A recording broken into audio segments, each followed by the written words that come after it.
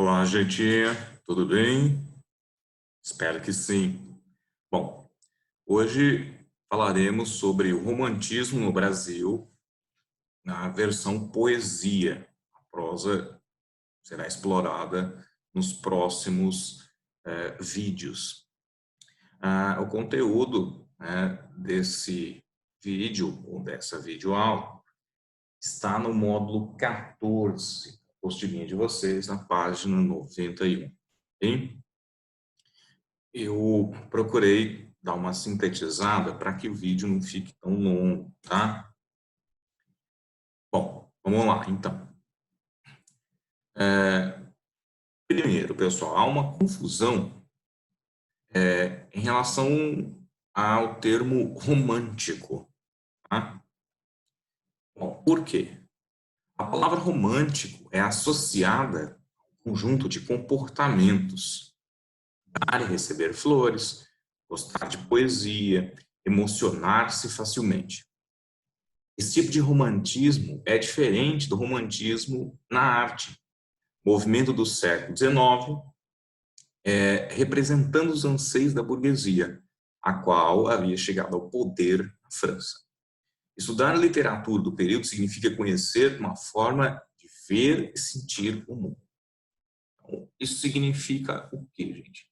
Que embora as pessoas façam essa confusão, são funções, desempenham funções semânticas geralmente distintas. O mesmo termo desempenha essas funções ligeiramente distintas, tá bom? Existe o romântico, que a gente usa no cotidiano, na nossa manifestação coloquial, que é o indivíduo mais sensível, que é o indivíduo propenso à manifestação e ao extravasamento das suas emoções, e há o romântico, que designa um conjunto de valores vinculados ao romantismo, tá? E esse conjunto de valores é decorrente do contexto sociopolítico, filosófico, observado no século XIX, no início do século XIX. Bom, vamos lá. Cronologia do romantismo, no Brasil. O romantismo no Brasil inicia-se com a publicação de uma obra denominada Suspiros Poéticos e Saudades, escrita pelo Gonçalves de Magalhães e publicada em 1836. Então, cronologicamente, o romantismo tem início em 1836 no Brasil. Tá? Contexto histórico. O que é que rolava nesse período?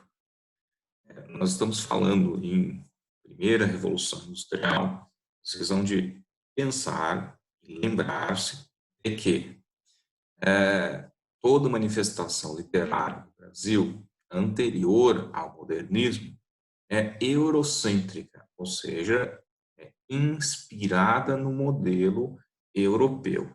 Então, o contexto histórico europeu acaba sendo determinante para as manifestações artísticas também no Brasil, né? Então, o contexto é a primeira Revolução Industrial, no final do século XVIII, que vai incidir, ideologicamente e economicamente no início do século XIX. Primeira Revolução Industrial, as profundas transformações, a maquinofatura, a alteração dos meios de produção.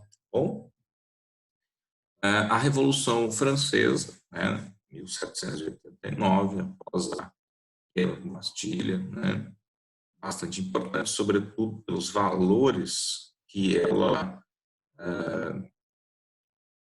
supervaloriza, que ela dissemina, pela nova proposta ideológica implementada pela Revolução Francesa, tá? Ideais estes extremamente revolucionários para o período. Com a Revolução Francesa e a Revolução Industrial, ocorre a ascensão da burguesia, que é a maior interessada nas obras românticas. A burguesia é responsável por produzir as obras, por ler as obras e também é o referente nas obras, porque, no geral, as obras falam sobre a própria burguesia, né? Ocorre, né, com a ascensão da burguesia, a implantação do pensamento liberal, né, de John Locke, de Adam Smith, que foram disseminados momentos antes na história, né, ainda no Iluminismo, mas que acabaram sendo absorvidos, assimilados já no contexto histórico que será determinante para o romantismo. Tá? Nós temos no Brasil o período joanino, né, compreendido entre 1808 e 1821, o material vai trazer 1822, tá? O período em que o Dom João VI esteve no Brasil, mais precisamente no Rio de Janeiro, tá? Profundas transformações naquele cenário, tá? E transformações são essas? A abertura dos portos às nações amigas e com essa efetivação nós tivemos também a criação dos tribunais das finanças e da justiça no Brasil, ainda era terra de ninguém, mas agora tinha os tribunais das finanças e da justiça, a fundação do Banco do Brasil, ainda em 1808, para poder, né, administrar e guardar o dinheiro dos nobres que tinham vindo com a família real para o Brasil, permissão para a instalação de indústrias, né, não se pode falar ainda em industrialização no Brasil, a industrialização no Brasil vai ocorrer de forma tardia, só no final do século XIX, mas já existiam nesse momento, tá, indústrias no Brasil, século XIX, no começo do século XIX, mais precisamente indústrias têxteis, né, e concorriam com as indústrias estrangeiras, poderosas, né, naquele contexto. A inauguração da Biblioteca Real, imagina o rei por aqui, ele precisava refestelar-se com a cultura europeia, então, né?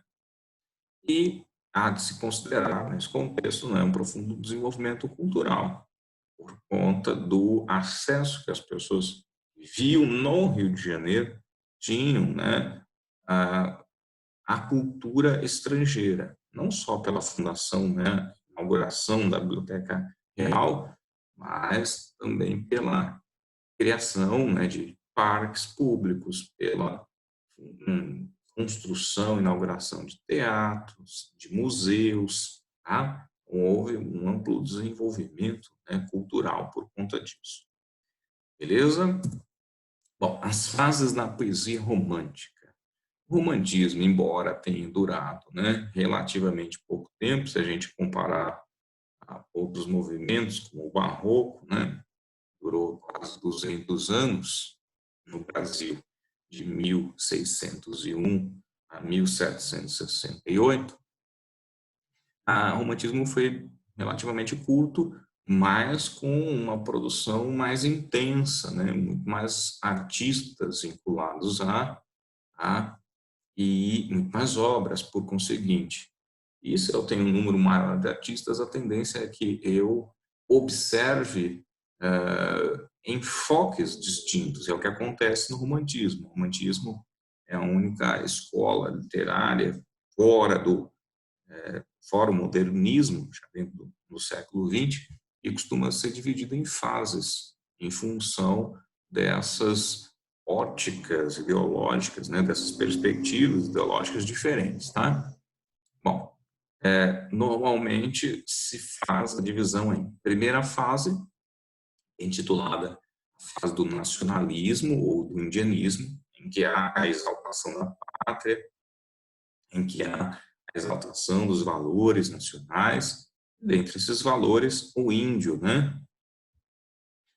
O início, a base, né, na verdade, da raça nacional. Obviamente, esse índio, gente, é um índio tanto quanto fantástico, poderoso, Quase um Rambo, né, eu pensaria, né? O índio é elevado à condição de herói nacional. A segunda fase, né, que é considerada por muitos aquela do romantismo límpido, porque havia se isentado das interferências de ideais árcades, né, o movimento literário anterior, e ainda não tinha sido contaminada pelos ideais realistas, como acontece na terceira fase.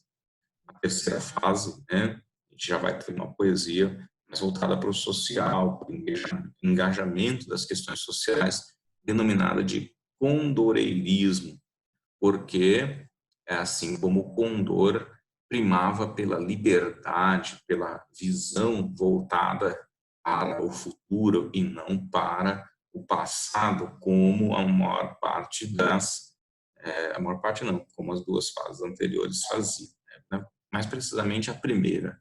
A segunda fase, eu diria que há uma visão voltada para dentro do próprio indivíduo, né?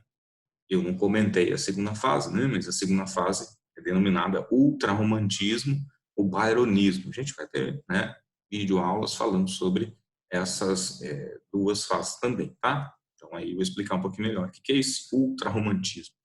É o exagero sentimental, é a exacerbação das emoções, dos sentimentos, tá? Por meio, né? E aí acaba muitas vezes culminando na evasão pela morte, né? No suicídio, bem? Byronismo porque foi grandemente influenciada pelo George Gordon Byron, né? Poeta inglês desse período, né? E que influenciou muitos jovens a praticarem a evasão pela morte, que ficou conhecido como o mal do século, né? O mal do século não era necessariamente o suicídio naquele período, tá? Era a varíola, mas aplicou-se a denominação no âmbito da literatura para designar uma grande, avassaladora onda de jovens que, influenciados pela poesia do Byron, acabaram se suicidando no período. E, bom, vamos falar um pouquinho sobre, né, as características dessa primeira fase da poesia romântica no Brasil. A poesia romântica no Brasil, a primeira fase dela, né, é conhecida como, já antecipei, nacionalismo e indianismo. Tá? E quais são as suas características? Primeiro, o nacionalismo, o orgulho das belezas, né, do Brasil, a exaltação dos valores nacionais. Notem que isso está ligado, pessoal, ao orgulho promovido historicamente pela independência do Brasil, ocorrida poucos anos antes, em 1822. Tá? O Brasil rompe com Portugal, passa a existir um forte sentimento anti-lusitano, e, em contrapartida, há uma tendência de se valorizar tudo aquilo que era genuinamente brasileiro. A ideia de valorização, em alguns momentos, tende a ser levada muito a sério, culminando no exagero dessa valorização, que nós denominamos ufanismo. De que maneira dá-se esse exagero? Tá?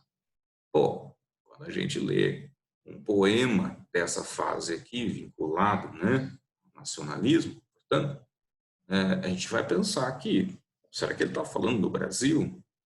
Parece o próprio Jardim do Éden, um lugar perfeito, né, uma maravilha. Não é exatamente isso, né?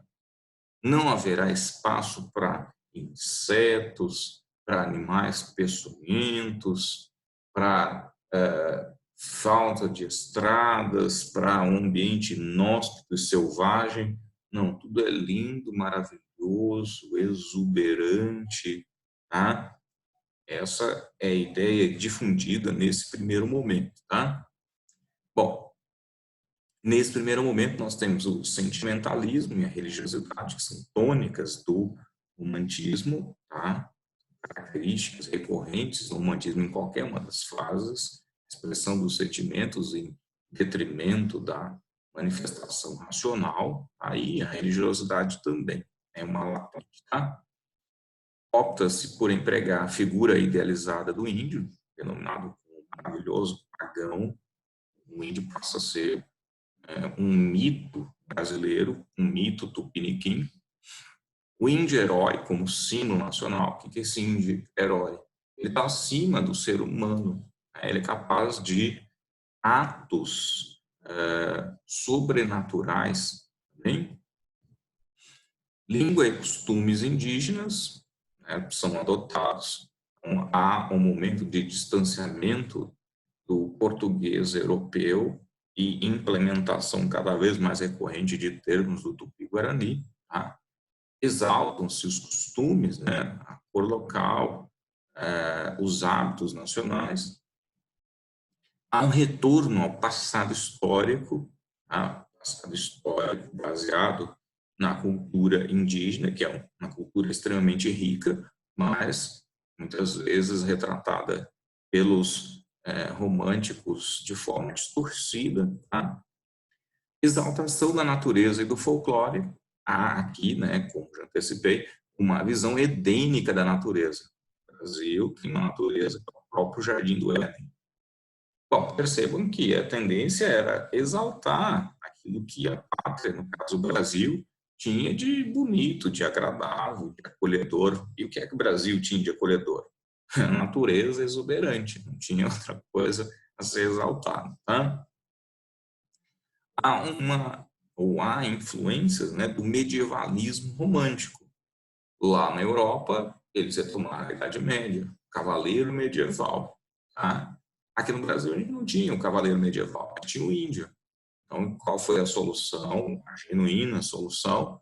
Falar sobre o índio, mas colocar o índio como se ele fosse o cavaleiro medieval.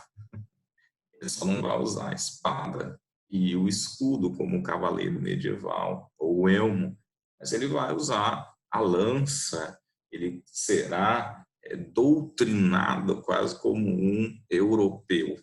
Tá? Nós vamos falar que há um travestimento, né, do índio, no caso, que acaba não apresentando características reais do índio, mas sim características do branco europeu. Tá? Bom, aqui é uma representação naquele contexto, né? O índio, o que seria a cor local. Tá? Aqui, outra representação, né, do senhor José Maria de Medeiros, um dos quadros que podem ser usados como ícones da primeira fase do romantismo no Brasil, embora ele não esteja vinculado necessariamente à poesia, mas sim à prosa poética, que é o livro Iracema. Tá? Esta aqui foi a primeira representação da personagem do José de Alencar do livro Iracema, e retrata uma parte da obra em que o Martim, então companheiro da Iracema, parte com o amigo Poti para ajudar o chefe Pitiguara, né, o Jacaúna, no combate aos seus inimigos. E aí, por orientação do Poti, o Martim deixa essa seta fincada, né, traspassada nesse. Tá vendo aqui, ó? Tem um goiamum aqui, tá? A seta está trespassada no goiamum e aqui tem, né, um ramo de flores. Imagina que os dois estão conversando ali, o Martim quer se despedir da Iracema antes de partir, e o Poti fala, não, maluco, deixa aí, né? Olha só, faz isso, finca a seta no goiamum, enrola aqui essas flores. Quando ela vier seguindo seu rastro, ela vai chegar até aqui e vai entender o quê? Que ela deve parar aqui, porque a seta está fincada, e deve caminhar como o goiamum, que caminha para trás, tá? Ou seja, deve voltar para o seu lugar e esperar você regressar que você estará de volta antes que a flor do maracujá murche. Ó, com certeza eu interpretaria dessa forma. Cultura terrível, né, cara? Bom, essa ilustração, então, remete, né, ao Dianido. Dá uma olhada, que chama atenção aqui, pessoal. A produção do senhor José Maria de Medeiros foi criticada na época, né? Mas em função da retratação fiel da natureza, dá uma olhada, né? Da exuberância da natureza e do lugar, é uma das representações, né, mais emblemáticas dessa fase do romantismo, tá? Bom, prossigamos. Aqui eu coloquei o trechinho, né, do livro Iracema, que, deixa eu tirar aqui, que serviu para inspiração ao senhor José Maria de Medeiros pintar o quadro em questão. Olha só. Seus olhos viram a seta do esposo fincada no chão, o goiamum trespassado, ramo partido, e encheram-se de... Ele manda que Iracema ande para trás, como o goiamum, e guarde sua lembrança como o maracujá guarda a sua flor todo o tempo até morrer. Nossa, me espere até morrer. Trágico. A filha dos Tabajaras retraiu os passos lentamente, sem envolver o corpo, nem tirar os olhos da seta de seu esposo, e tornou à cabana. Aí, sentada à soleira, com a fronte nos joelhos, esperou, até que o sono acalentou a dor em seu peito. Apenas alvorou o dia, ela moveu o passo rápido à lagoa e chegou à margem. A flecha lá estava, como na véspera. O esposo não tinha voltado. E morreu. Mentira, pessoal, ela não morreu, não. Ele regressa posteriormente, como vocês bem sabem, porque, obviamente, leram a obra e conhecem, né, o trecho. Bom, só para ilustrar os motivos pelos quais o senhor José Maria de Medeiros pintou o quadro. Bom, aqui, né, um trechinho, na verdade, é um recorte, né, do poema Leito de Folhas Verdes, desse senhor bonitão aqui, né, senhor Gonçalves Dias, responsável por consolidar a poesia romântica no Brasil. Ele não foi introdutor do romantismo no Brasil, esse papel coube ao outro Gonçalves, o senhor Gonçalves Magalhães, tá? Mas é graças a ele, em 1846, portanto, 10 anos depois do início do romantismo no Brasil, publica seus primeiros poemas, caindo no gosto da burguesia da época. Posso nem falar em gosto popular, porque a maior parte da população brasileira nem sabia ler na época, tá? Bom, vamos dar uma olhada como o indianismo se manifesta aqui e como a natureza do Brasil é descrita de forma exagerada, exuberante. Leito de folhas verdes. Por que tardas, Jatir? Que tanto a custo a voz do meu amor moves teus passos? Da noite a viração movendo as folhas, já dos cimos do bosque rumoreja. Eu, sob a copa da mangueira altiva, nosso leito gentil cobri zelosa com mimoso tapiz de folhas brandas, onde o frouxo luar brinca entre flores. Do tamarindo a flor abriu-se há pouco, já solta o bogari mais doce aroma. Como prece de amor, como estas preces, no silêncio da noite o bosque exala. Brilha a lua no céu, brilham estrelas, correm perfumes no correr da brisa, a cujo influxo mágico respira-se um quebranto de amor melhor que a vida.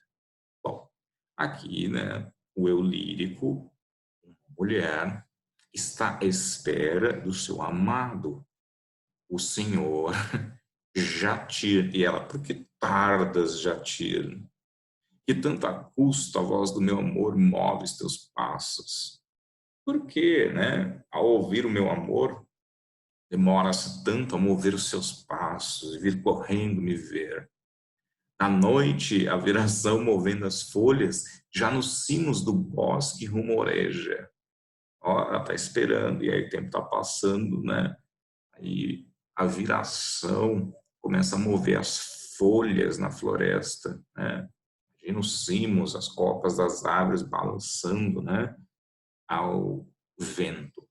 Eu, sob a copa da mangueira altiva, né? Embaixo da copa da mangueira, nosso leito gentil cobri zelosa, com mimoso tapiz de folhas verdes. Ela fez um colchãozinho de folhas verdes ali, espera. Mal intencionada essa menina, hein? Onde o frouxo luar brinca entre flores. Então, o luar brinca entre flores. Imagina um colchãozinho de folhas com flores ao redor, né? Nossa, muito bacana, né, pessoal? Nada mais fantástico do que isso. Do tamarindo a flor abriu-se há pouco. Já solta o bogari, mais doce aroma. Olha, algum professor mais tendencioso poderia achar que aqui, né, há uma referência ambígua, né? Já solta o bogari, mais doce aroma. Do tamarindo, a flor abriu-se há pouco. Flor abriu-se. Mas também pode ser uma referência ao fato, né, pessoal, de já ser alta madrugada, estar prestes a amanhecer. As flores, né, se abrem ao amanhecer. E nenhuma mente perversa, né, perniciosa poderia pensar o que eu acabei de referir há pouco. Sai. Como prece de amor, como estas preces, no silêncio da noite o bosque exala. Então, imagina o cheiro de flores, né, sendo exalado pelo bosque. Né? Ao amanhecer, as flores vão se abrindo e exalando esse cheiro. Então, tem uma caminha de folhas com flores ao redor, toda perfumada. É um ambiente maravilhoso para os dois terem um encontro, né, de amor. Brilha a lua no céu, brilham estrelas, correm perfumes no correr da brisa, a cujo influxo mágico respira-se um quebranto de amor, melhor que a vida. Maravilhoso, né, gente? Porque tarda já tia, né? Aparece infeliz, desfrute os prazeres proporcionados por essa linda, virginal donzela, criatura nefasta. Ó, aqui é a continuação, né? A flor que desabrocha ao romper da alva, já está amanhecendo, né? Um só giro do sol não mais vegeta. Eu sou aquela flor que espero ainda, doce raio do sol que me dê vida. Sejam vales ou montes, lago ou terra, onde quer que tu vás, ou dia ou noite, vai seguindo após ti meu pensamento. Outro amor nunca tive. És meu, sou tua.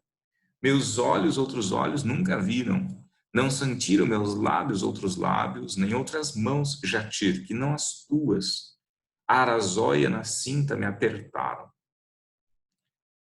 Do tamarindo a flor jaz entreaberta. Já solta o bogari, mas doce aroma. Também meu coração, como estas flores, melhor perfume ao pé da noite exala. Não me escutas, Jatir, nem tardo acodes a voz do meu amor. Que em vão te chama. Tupã, lá rompe o sol. O leito inútil, a brisa da manhã sacuda as folhas. Passou a noite esperando, infeliz, né? Um ambiente totalmente propício ao encontro amoroso. E o infeliz do Jatir estava fazendo o quê? Provavelmente participando de um ritual antropofágico, tomando cauim, miserável, coitada, né? Fez todo aquele trabalho, montou um colchãozinho de folhas, agora vem o vento, leva as folhas embora, acabou, né? Coitado desse Jatir, obviamente vai ser trespassado pela flecha da indignada representante desse Eulírio.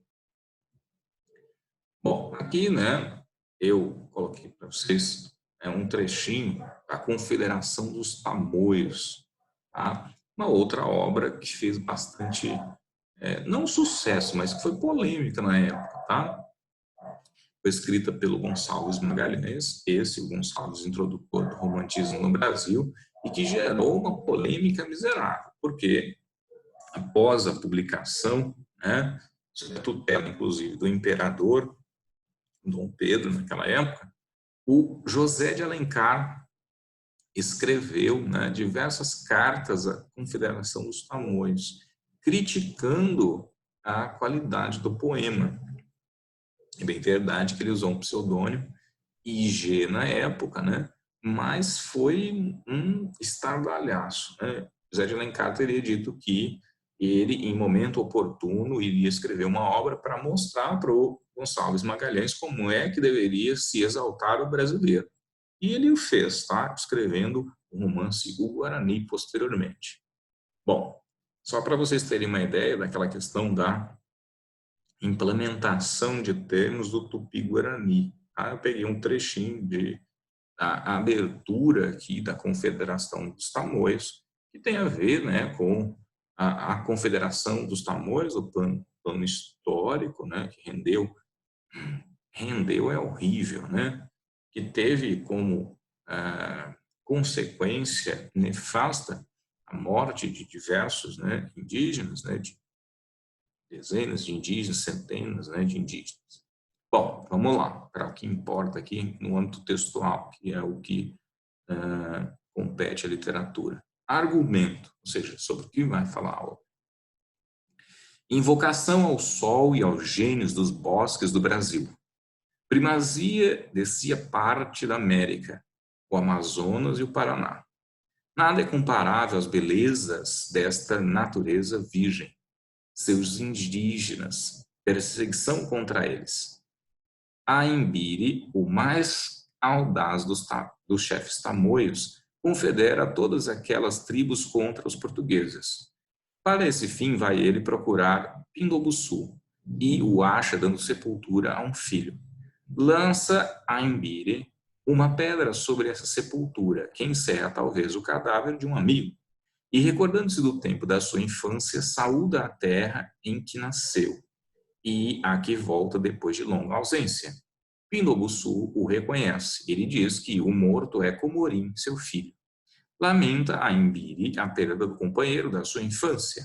Conta-lhe Pindobuçu como fora o filho mortalmente ferido defendendo sua irmã Iguaçu, atacada por alguns portugueses, dos quais 3 ou 4 foram mortos na luta.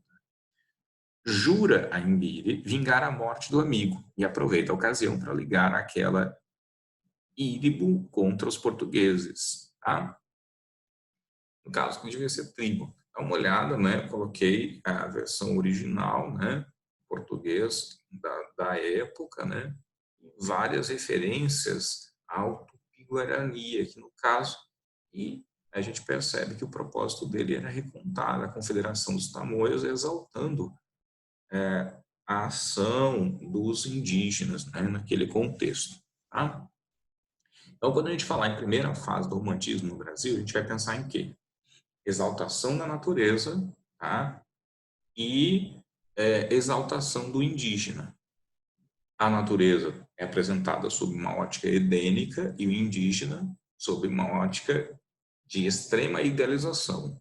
O homem é herói e a mulher é pura e virginal, sempre, tá?